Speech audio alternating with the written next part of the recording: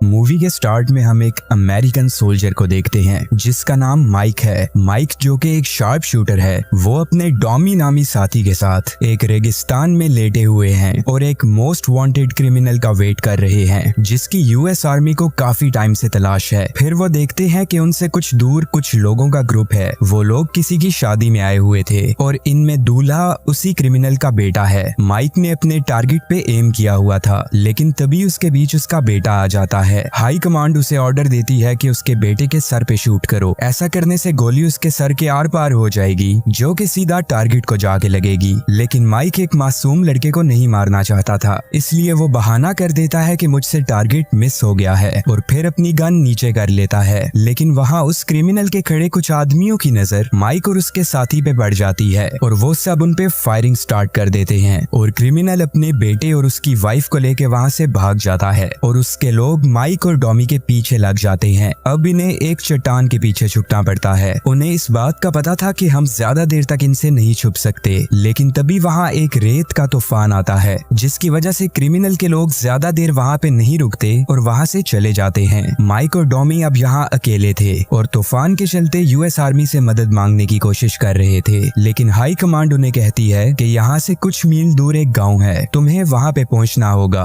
और हम तुम्हें वहाँ से पिक कर लेंगे। लेकिन माइक और डॉमी अभी जहाँ थे वहाँ से वो गांव 5 घंटे की दूरी पे था। फिर जब तूफान रुकता है तो वो लोग अपना सफर शुरू कर देते हैं। फिर कुछ घंटे चल लेने के बाद हवा के बहाव से उनके सामने एक वार्निंग साइन आके गिरता है जिस पे डेंजर लिखा हुआ था। अब माइक डॉमी को कहता है कि हमें आगे नहीं जाना चाहिए। इस जगह पे पिछले 40 सालों से जंग चल रही है जिसकी वजह से यहाँ जगह जगह पर माइंस बिछी हुई हैं। लेकिन डॉमी उससे कहता है कि ऐसा कुछ नहीं है, भला इस सुनसान रेगिस्तान में माइंस का क्या काम है। हमें अपना टाइम नहीं वेस्ट करना चाहिए और जल्द से जल्द उस गांव तक पहुंचना चाहिए। अगर हम यहीं पे रुके रहे तो प्यास से मर जाएंगे। अब माइक आगे नहीं जाना चाहता था, लेकिन उसके पास कोई ऑप्शन भी नहीं था, इसलिए वो डॉमी की बात मान लेता है। अब डॉमी उससे बातें करते करते आगे की तरफ चलने लगता है, लेकिन थोड़ा ही दूर जाकर उसका पाँव एक माइन पे आ जाता है और वो जैसे ही अगला कदम बढ़ाता है तो वहाँ एक ब्लास्ट हो जाता है जिसकी वजह से डॉमी की दोनों टांगे कट चुकी थी। अब माइक उसकी मदद करने के लिए जैसे ही आगे बढ़ता है तो उससे एक क्लिक की आवाज आती है और वो समझ जाता है कि उसका पाँव भी एक माइन पे आ चुका है। अब अगर उसने एक और कदम बढ़ाया तो उसकी हालत भी डॉमी जैसी हो जाएगी। वो डॉमी को कहता है कि रेडियो पे हाई कमांड को कांटेक्ट करने की कोशिश करो, लेकिन उसको इतना ज्यादा दर्द हो रहा था कि वो हिल भी नहीं सकता था।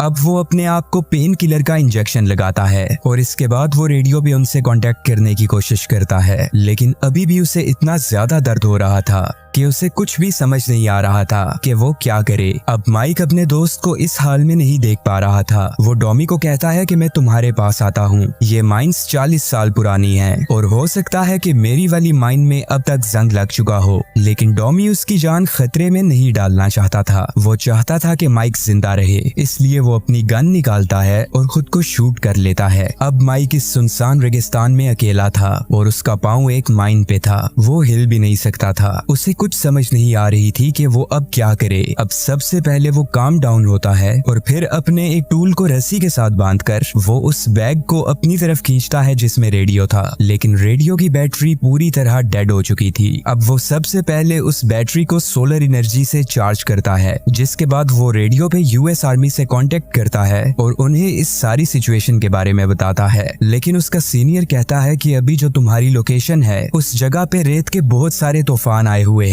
जिनकी वजह से हवाई मदद तुम तक नहीं पहुंच सकेगी, लेकिन हम एक ग्राउंड टीम तुम तक भेजते हैं जिनको तुम्हारी लोकेशन पे पहुंचने तक 52 आवर्स लग सकते हैं। जिसका मतलब ये था कि अब वो 52 घंटे तक इस जगह पर फंस चुका है। वो अपने दोस्त डॉमी के मर जाने की वजह से पूरी तरह टूट चुका था। अब वो यहाँ से निकलने के बारे में सोच रहा था कि तभी एक रेत का बहुत बड़ा तूफान उसकी तरफ बढ़ने लगता है। वो अपनी गन को जमीन में धंसा लेता है और उसे जोर से पकड़कर वहाँ बैठ जाता है ताकि तूफान की वजह से उसका पाँव माइन से ना हटे। साथ ही उसने अपने मुंह पे कपड़ा भी लपेट लिया था और फिर कुछ ही देर में तूफान खत्म हो जाता है। अब उसे पता चलता है कि तूफान की वजह से डॉमी की बॉडी उसके पास आ गई है और फिर वो उसकी जेब में से रेडियो की एक न्यू बैटरी निकाल लेता है। लेकिन अब डॉमी तो पास था, लेकिन जिस बैग में उसका रेडियो था वो अब उससे दूर जा चुका था और साथ ही साथ उसका पानी भी खत्म हो चुका था। माइक का पहले ही भूख और प्यास से बुरा हाल था और अब मजीद 52 घंटे तक उसे पानी के बगैर रहना होगा। अब वो किसी से मदद लेने के लिए अपनी गन से हवा में फायर करता है और जोर जोर से चिल्लाता है, लेकिन उसे वहाँ सुनने वाला कोई भी नहीं था। कुछ ही देर में उसका इतना बुरा हाल हो चुका था कि अब वो सोचता है कि मुझे अपनी जान ले लेनी चाहिए। अब वो गोली चलाता इससे पहले ही उसे अपने सामने एक आदमी नजर आता है जो कि पास के ही गांव से वहाँ आया था। अब माइक उससे बात करने की कोशिश करता है और उसे अपनी सिचुएशन के बारे में बताता है। पहले तो वो आदमी काफी देर तक खामोश रहता है, लेकिन फिर कुछ देर बाद वो बोलता है, और बोलता भी क्या है, तुम अपना पाँव माइन से हटा लो। फिर वो आदमी जिग-जैग चलते हुए माइक के पास आता है क्योंकि वो जानता था कि इस एरिया में माइंस लगी हुई हैं। वो उसे अपनी बोतल देता है और कहता है इसमें मुझे पानी ला दो, और साथ ही दूर पड़े बैग से रेडियो भी मांगता है। लेकिन वो आदमी उसे कहता है कि यहाँ तुम कोई म्यूजिक नहीं सुन सकते, यहाँ तुम अपना वक्त जाया मत करो, अपना कदम आगे बढ़ाओ। इतना कहकर वो आदमी वहाँ से चला जाता है। इसके बाद वहाँ कई घंटे और गुजर चुके थे और माइक अभी भी वहाँ खड़ा था। फिर उसे वहाँ एक छोटी बच्ची नजर आती है और वो लड़की भी जिग-जैग चलते हुए माइक के पास आती है और उसे पानी देती है, और फिर अपने बैग से एक सोल्जर टॉय निकालती है और माइक को दिखाती है। माइक के पास भी एक ऐसा टॉय था जो कि उसे इसी रेगिस्तान से मिला था। वो अपनी पॉकेट से वो टॉय निकाल कर उसे दे देता है। फिर वो उसे कहता है कि वहाँ मेरा बैग पड़ा है, वो मुझे ला दो। लेकिन वो बच्ची भी उसे बैग लाकर नहीं देती और अपने बाप की तरह ये बच्ची भी वहाँ से चली जाती है। इसी तरह कुछ और वक्त गुजर जाता है और रात होने लगती है। माइक अपने फोन में अपनी गर्लफ्रेंड का एक रिकॉर्डेड वीडियो मैसेज देखता है जिसमें वो उसे कह रही थी कि मुझे तुम्हारा बहुत इंतजार है, जल्दी से मिशन कंप्लीट करो और जल्दी से वापस आ जाओ। उसने अपने पास में ही आग भी जला ली थी और वो बहुत ज्यादा थका हुआ था। उसे नींद आ रही थी और वो बार बार कोशिश कर रहा था कि उसकी आंख ना लगे, लेकिन कुछ देर वहीं बैठे बैठे उसकी आंख लग जाती है और जब वो जागता है तो उसके पास आग बुझी हुई थी और आसपास से जानवरों की आवाजें भी आ रही थी और फिर कुछ खतरनाक से दिखने वाले डॉग्स उसकी तरफ बढ़ने लगते हैं। वो अपनी गन निकालता है और डॉग्स की तरफ शूट करने लगता है और जैसे ही एक डॉग उसे क्लियरली नजर आता है, माइक उसे शूट करता है और डॉग उड़ते हुए एक माइन पे गिरता है जिससे वहाँ एक जोरदार ब्लास्ट होता है और बाकी के सब डॉग्स वहाँ से भाग जाते हैं। फिर सुबह होने के बाद वो गाँव वाला आदमी फिर से माइक के पास आता है। वो उससे कहता है कि तुम पूरी रात इस सुनसान वीरान रेगिस्तान में खतरनाक जानवरों से बचे रहे और अभी तक जिंदा हो, अब तो तुम्हें अपने कदम आगे बढ़ा लेने चाहिए। फिर माइक उससे कहता है तुम जानते हो ना कि माइंस यहाँ किस किस जगह पे बिछे हुए हैं, इसीलिए तो तुम हर बार जिग-जैग चल कर आते हो। अब विलेजर उससे कहता है कि मैं नहीं जानता, लेकिन सेफ्टी पर्पस के लिए मुझे ऐसा करना पड़ता है क्योंकि अगर मैं सीधा सीधा चलता रहा तो कभी भी मेरा पाँव माइन पे आ सकता है। फिर वो विलेजर उसे उसका रेडियो देता है और वहाँ से चला जाता है। इसके बाद माइक को वहाँ हेल्यूसिनेशंस होने लगती हैं। उसे अपना दोस्त डॉमी दिख रहा था जो कि उसे कह रहा था कि तुम अभी तक यहीं पे हो, तुम्हें अपने घर वापस चले जाना चाहिए, तुम्हारी गर्लफ्रेंड तुम्हारा वेट कर रही होगी। फिर माइक अपनी गर्लफ्रेंड को बहुत ज्यादा मिस करने लगता है। उससे अपनी गलतियों का रिग्रेट हो रहा था क्योंकि जिस वक्त उसकी गर्लफ्रेंड को उसकी जरूरत थी वो उसे वहाँ अकेला छोड़कर यहाँ मिशन पे आ गया। अब कुछ देर बाद फिर से वहाँ वो डॉग्स आने लगते हैं और इस बार वो उस पे अटैक कर देते हैं और पूरी रात माइक खुद को उनसे बचाने में और उनसे लड़ने में लगा रहा।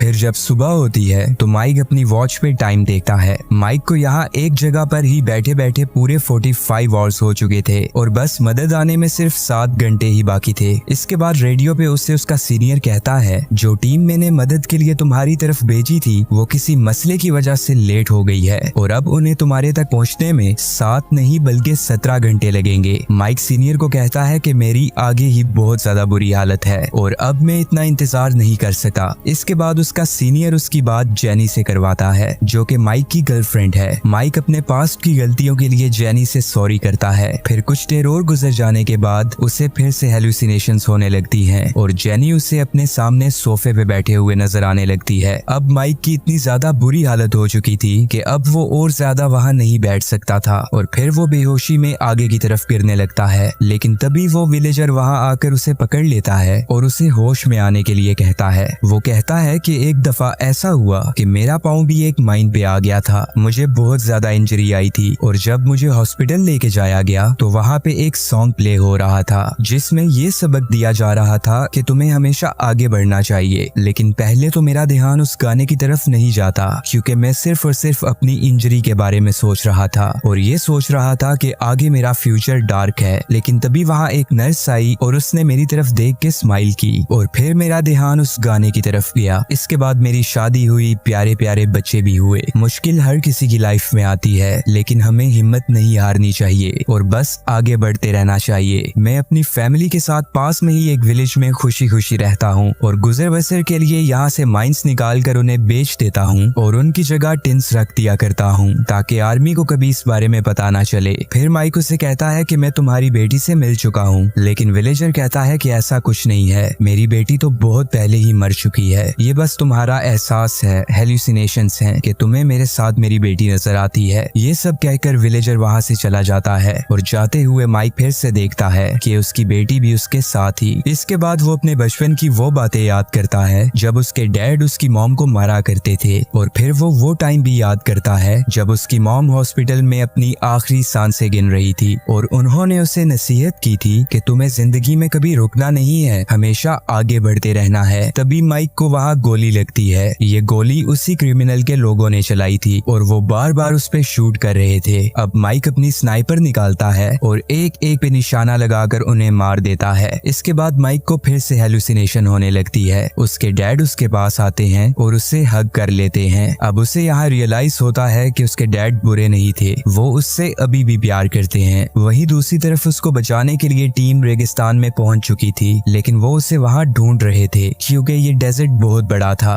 इसीलिए वो उससे आसानी से नहीं देख सकते। अब माइक सोचता है कि मैं अपनी लोकेशन उन्हें कैसे बताऊं और फिर उसे अपने पास एक फ्लेयर गन नजर आती है और सिर्फ यही एक रास्ता था जिससे वो उन्हें अपनी तरफ बुला सकता था, लेकिन फ्लेयर गन उठाने के लिए उसे अपने कदम आगे बढ़ाने होंगे। अब माइक से और नहीं रहा जा रहा था और वो अपना कदम आगे बढ़ा लेता है, लेकिन वहाँ कोई भी ब्लास्ट नहीं होता। माइक बहुत ज्यादा शॉक हो जाता है और जब वो रेत में चेक करता है तो वहाँ कोई माइन नहीं बल्कि एक टिन पड़ा हुआ था। इसके बाद जब माइक उसे ओपन करता है तो उसमें से वही सोल्जर का टॉय निकलता है जो उसने हेल्यूसिनेट करते हुए विलेजर की बेटी को दिया था। अब माइक जो कि पिछले 62 आवर्स से सही तरह बैठ भी नहीं पाया था, वो अब जमीन पे लेटता है और सुख का सांस लेता है। फिर इसके बाद नेक्स्ट सीन में हम देखते हैं कि माइक एयरपोर्ट पर लैंड हो चुका है और उसे रिसीव करने के लिए उसकी गर्लफ्रेंड आई हुई है। वो उसके पास जाता है और अपने घुटनों पे बैठ जाता है। The and.